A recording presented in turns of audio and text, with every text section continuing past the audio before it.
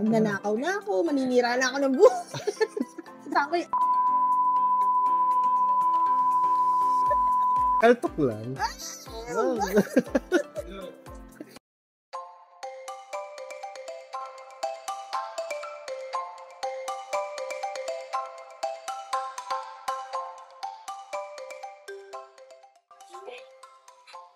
Hi mga pumpkins and welcome to another episode of Tough Love with Tito Bex.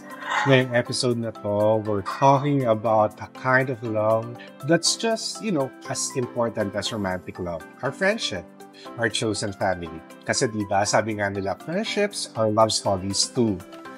Alam niyo mga pumpkins, hindi pa laging madali ang buhay. Lalo na para sa aming mga nasa LGBTQIA+ community. Minsan, yung iba sa amin, hindi nakukuha ang suporta mula sa biological families nila. Pero doon pumapasok ang chosen family, ang mga kaibigang dumadamay sa'yo sa hirap at ginhawa. Para sa akin, my friends are my rock. They've seen me at my lowest at sila rin ang nagbibigay ng lakas sa akin para bumangon. Walang judgment. Just unconditional love. That's why, for me, friendships are truly love stories na tumatagal habang buhay. Sabi nga ni Ante, and nabyukanan mo, friends are the family we choose. So di sinasadyang pagkakataon, may mga tao talaga napapasok sa buhay natin para gawin itong magulo, masaya, at mas makulay. Kaya for this episode, I'm having my ride or die, my kumare, autism advocate, awesome mom, my number one critic and supporter, the queen of YouTube advocacy, ang nag-iisang Mommy Shells. Mag-plastic ka naman tayo. Ibeso mo naman ako. So ano to, tawanan na lang. Tawanan na lang tayo. Guys, this is my best friend, Sheila. Ilang years ba tayong mag-friends? 24, 5? 24 pa, mga ganon. 25 years of friendship. Grabe, tanda mo na. Wow! Kaya nga Tita Bex, di ba? Tanda mo na. Wala ba tayo magkaibigan? Ito ang natatandaan ko kasi officer ako sa isang theater organization. Pumasok ka naman dito sa amin. Ayan. Officer ako sa isang theater organization sa school namin dati sa Pamantasan ng Luzon ng Maynila. Tapos, siya incoming freshman. Ay, hindi. Freshman na pala siya noon na mag-audition kasi we have this upcoming, we're recruiting new members of the group. And she auditioned. And her audition piece was ano yung audition piece mo noon? Magdalena ba yun? Or... Basta ang daming pinagawa ni Shenka. Labo-labo. Labo-labo. Ayun. Basta ang ending naging magkasama kami sa theater org. Tapos, dati may bisyo pa ako noon. Yes. Umusok ka dito. Kaya, one day, lumabas tayo, nag-yosi. Nag-yosi pa kami noon before. So, ang eksena na... Huwag gagawin yun. Nung sa college, eventually nakapasa siya and she became one of our premier actress sa school org namin. Tapos, one time, nagkaayaan, mag-yosi lang. Doon sa labas. Aquaria de Manila. So, yosi lang. And then from there, na-realize ko na kung masamang influensya sa akin itong babae. Tapos, sa bawat paglipas sa mga araw, lalo ko nare-realize na mas masama siyang influensya sa buhay ko. It turned out, soulmate ko siya. Hindi namin kailangan ng words para malaman kung sino yung tinutukoy ng bawat isa kapag may nasisipat kaming boylet. Ganyanan lang kami. Isang sipat na, isang alam na. Okay, so let's begin. Yes, so first question. Ayusin mo, ha? Sino ang pinaka-baliw mong kaibigan at what was the craziest thing you did together? Actually, yung ultimate best friend ko, yung pinaka-baliw kong kaibigan, ikaw. Hindi, just to give you a story, mga kabaliwan namin ito. Kasi nung college, nag-stowaway ako, naglayas ako, nag-stokwa ako. So, sino pa ba yung first person na kakausapin ko or tawagan ko? Siyempre si Sheila. So, what we did, pares pa kaming walang-wala nun sa buhay. Para actually, wala kaming pera no mga panahon na yon. Hanggang ngayon naman. Oo. Wala kaming pera ng mga panahon na yun. So, sabi ko, punta tayo sa Malate. Tapos, during that time kasi, meron akong jowang DJ. Yes. So, pumunta kami doon sa bar na tinutugtugan ng ex ko. Tapos, one way, hindi alam ng ex ko actually na pupunta ako. Pero, ang ginawa namin, sa aming tig 50 pesos. Ay, hindi, may 100 tayo at that time. Tig 100 tayo. Meron kami yung tig 100 pesos. So, what we did that time is umorder kami ng tig isang Red Horse. At syempre may pulutan. And guess what mo anong pulutan? Ikaw magsabi. Ikaw na. Max Red. Pero ang ending, hindi siya ano naman, naging masaya naman yung gabi kasi dumating naman si ex-jowa. Tapos nalasing kami sa tequila. Yes, nagpa-tequila sa ex-jowa, nagpapulutan, nagpa-taxi. At nagpa-taxi. And wait, there's more. May pabaon pa. May 100. Very good sa ex-jowa. Ganda. Yes. Fresh ka. Ang ganda mo. Fresh ka kasi.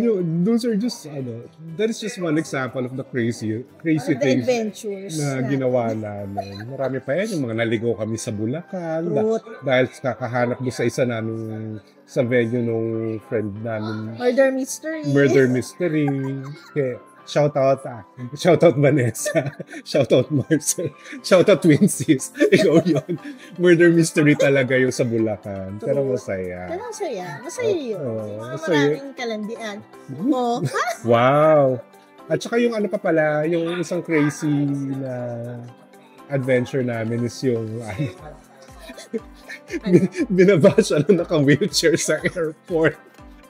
Kasi nawalan siya ng potassium. Galing kaming paralisado si bakla. Galing kaming Hong Kong noon. Tapos, hindi ko alam kung maaawa ako sa kanya or matatawa kasi paypay lang siyang ganyan sa aeroplano. Hindi niya na magalaw yung katawan niya. Tapos, pagkatapos binaba siya ng airport gamit ang isang airplane na gamit ang isang makitid na wheelchair. Cabin wheelchair. Kaloka. Grabe yun. Pero hindi niya ako iniwanan. Hindi mo ako iniwanan. Hanggang hospital. Sinamahan ko siya. Para picturean. Para may pang-blackmail ako sa kanya. Para picturean. May pang-blackmail siya. Mga galing nito. Next question. Okay. If you were invisible for a day, what would you do? What would I do? Siguro magta-travel. Maglipad ako, punta ako sa airport, tapos sakay ng aeroplano, sabihin natin kahit papuntang Europe or Dubai or anywhere. Wala lang, parang just adventure. Or pupunta ako sa bahay ni Paolo Avellino. My gosh. Bakit? Pupunta ako sa bahay ni Paolo. Wala lang, magiging invisible. Mag-o-observe lang ako. Mag-o-observe lang ako kung anong meron. Ano meron? Kung anong meron. Kirchu. Wala. Ikaw. If I were invisible? For one day? Siyempre magnanakaw na ako. Gagawin ko na lahat ng hindi ko magawa ng makikita ako.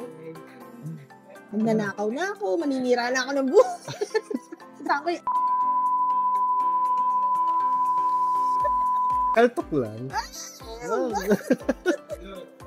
No possibility.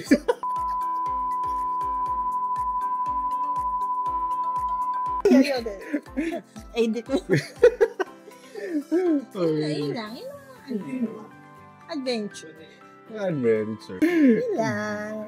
Pero on a serious note, ano yung biggest life lesson mo ng 2024? 2024, ang biggest life lesson ko is walang permanente sa buhay.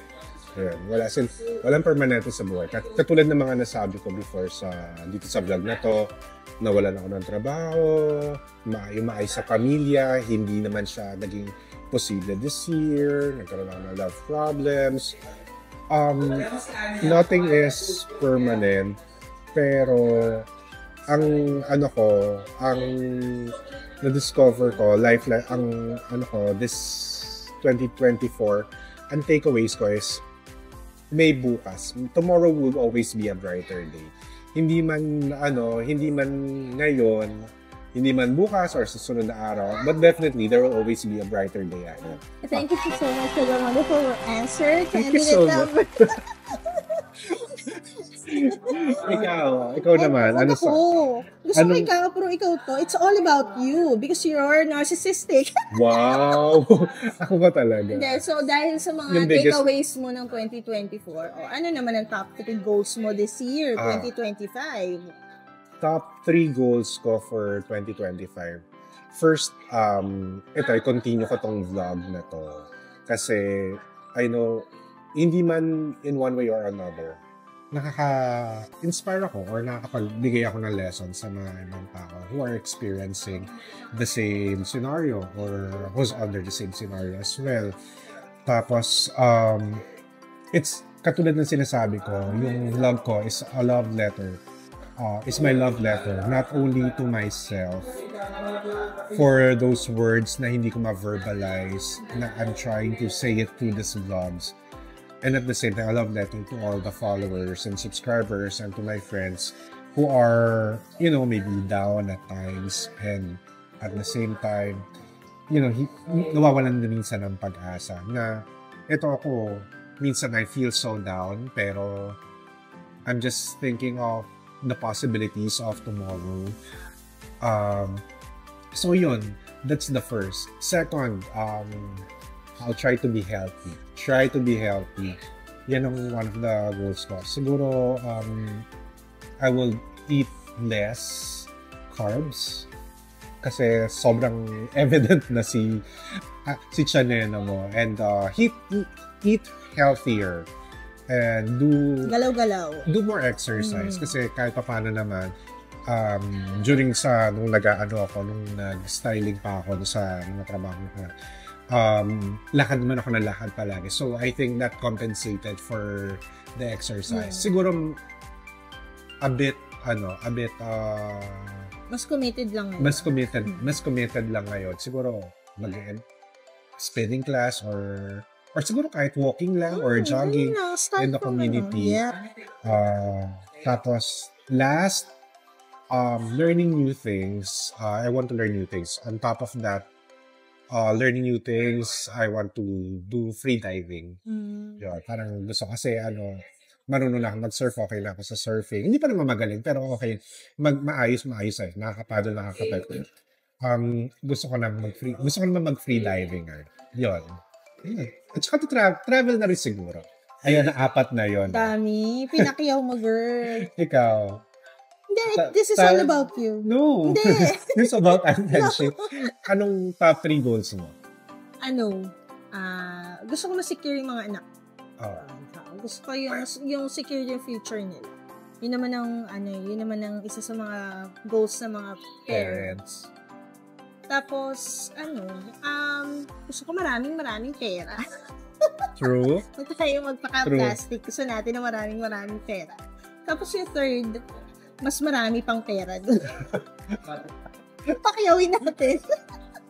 Why not, di ba? Basta sa malinis na paraan. Oo, di tayo naluloko. Basta invisible tayo for one day. Yes. Huwain natin lahat. Huwain ko lahat. Mailgatin ba? It's time for some silly questions. Okay. Kung magiging isang animal ka for a day, anong animal ka at bakit? Siguro, gusto ko maging giraffe. Parang haba na girl. Gusto ko maging giraffe para makikita ko yung mga nasa. Para hindi na ako. Hindi ka Kita ko lang silang gano'n. Mata-mata lang. Mata-mata school of acting lang. Mata-mata lang. Ganun. Ano yan? Ganun. Ikaw, anong hayop ka? Siguro, anong hayop yung, anong animal yung ano nagkagawa ng dam? Otter? Hindi. Oo, otter. Siguro otter. Bakit otter? Sweet sila sa mga anak nila eh. Ah. Nakaganon sila sa mga, nakikita mo, napapanood akong videos, mga wala lang. Feeling ko lang. Alam Parang ba, spirit animal. alam ba ang otter? Ay, Daga, it's a gay term. Talaga? Yeah, it's a gay term. Ano ibig sabihin? Kasi ang bear, big guy na hairy. Oo. Ang otter naman, small guy na hairy. Na, Taray. Correct me if I'm wrong pero that's parang yun yung pagkakaid. Daming nalalaman. So, sa'yo mas maraming impluensya to sa buhay ko. Wow ha? Bakit? Wow. Marami kong tinuro sa akin. Mga magaganda, pero mas maraming hindi magaganda. Ang kalokohan. Another silly question. Ito, last one ito. Silicone card. If you were a dish, ano ka?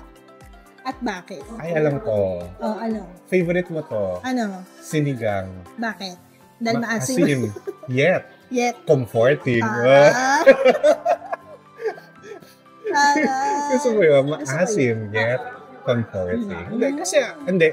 For those who hindi ka alam, nung buntis si Sheila doon sa panganay, ang pinaglilihian niya nun ay sinigang. Sabaw ng sinigang. Sabaw ng sinigang. So, sabaw lang. Kahit na nasa Bicol kami, meron kaming work noon sa Naga. Hahanap talaga ako ng sinigang na baboy. True. Sinigang na baboy. Tapos, ako sa kanya papaubos. Yung karne, gulay. Yung gulay, karne. Sabaw lang kakainin niya. Parang hindi ko nga alam. Ako ba talaga lang? Tatay? Ako ba talaga tatay? Iyo. Nakakadirig ko. So basically guys, that wraps up our Q&A portion. Thank you for joining us sa aming Q&A. Ako lang dapat kasi sana napangiti namin kayo kasi kami super saya. Start the year with love, laughter, and good vibes. At tandaan ang 2025 taon nating lahat. Let's make it fabulous. And again, thank you to Mommy Shields for joining us today. Super fun episode. And mga pumpkins, ang pagkaibigan ay isang pinakamagandang regalo ng buhay. It doesn't matter if you're blood-related. What matters is the love and support to give each other. Ang mga kaibigan natin, sila ang mga pamilya na pinili natin. Kaya pahalagahan natin sila. Always remember, friendships or love stories too. Kung may kaibigan ka magpapasaya sa'yo, take a moment today to say thank you. I'm sure they'll appreciate it. Again, this is your Tita Bex reminding you, tough love isn't just about being strong. It's about loving yourself enough to keep going. Don't forget to like, comment, and share, and subscribe as well. Don't forget to hit the notification bell para updated kayo sa latest chika. Bye! Bye! Thank you, Bex!